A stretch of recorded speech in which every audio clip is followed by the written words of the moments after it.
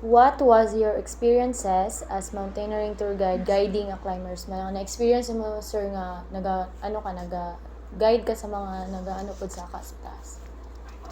Sa mo experience? Nagkaroon may experience para kanang kuan. Dili lang kay mga dalalang bisita. Makakita ng lahi ito yung mga kuan, mga klase nga kuan, pangmatasan sa mga tao. Anak mo yun ay number 1 yun na mo po nga makatunan ka na makaguide niyo o ganang dili yun parehas o kuan kaning batasan ng tao yun nga kay kaning maayo na ko'y dili nana ba pero okay naman mo nga naanad na mi ba naka-adjust na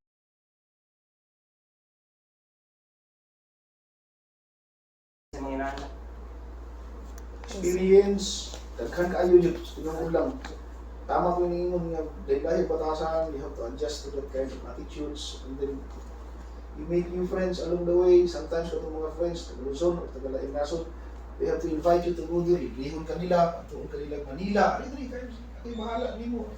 Pagkawas, other than just earning income lagi. So, sa kuha, personally, wala siguro kung yung tourism officer, kung wala kung yung tour guide first, or mountaineer, or mountain guide, di haman yung kunang sugod. So, these are all opportunities na nakuha along the way. And the mountain will always teach you, that's why I encourage you na mag-climb bukid po mo.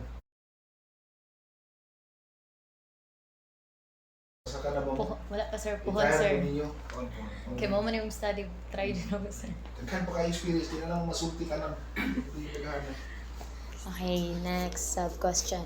What sorts of difficulties do mountaineers experience? Kanang mga sorts of difficulties, sir, like example sa mga kalisod ninyo. Kini mag-focus sa sa inyo sir as tour guides. Kay ganina kay mga about na to sa mga climbers. Inyuhan na pud ni karon na number 2. So, katong Para sa inyuhan sa mga kalisod ngayon na experience. As a mountaineer. So katong isa sa giingon ni pagili na yun na kanang isa pud ka ng lahi-lahi og batasan na bisita. Ana, so dapat mag-adjust yun o kanang kuan.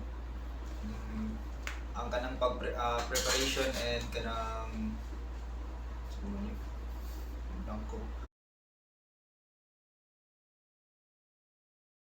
sa na bisita. Ana, so dapat mag-adjust yun o kanang kuan. Ang kanang preparation and kanang bangko. Hindi ba usab sa question? Ay, sige sir. Challenges di mo ba kung asa ka na list? Asa ka na as ikaw as tour guide sir, unsa imong mga difficulties? Ng mga kalisod. Nga na-experience nimo during na nag-guides ka sa mga climbers. For me, kato raman katong pag-adjust and kato lang pud sa pinakauna kay wala pa pud ko kabalo sa kanang mga unsay dapat buhaton ana. So bali experience na ang nagtudlo sa kuha. So sa karon murag wala naman kayo. Ikaw sir. Sa kuha ma'am kay kanang kuan. Kanang ikaw mismo mag-guide ma'am, ikaw ang kanang murag para magsakit ka pag-abot ato sa area ba. So kailangan ikaw guide mo kasi maulo niyo kasi mga gisgid nga. Ikaw pa ang magsakit, ikaw pa yung murag lagaan na so ikaw kailangan isugyog ka. Pakita gid mo sila hagid pud ba nga naagya pud ka sa imong trabaho gyapon na kayo kasi mong posisyon. Yeah, oo.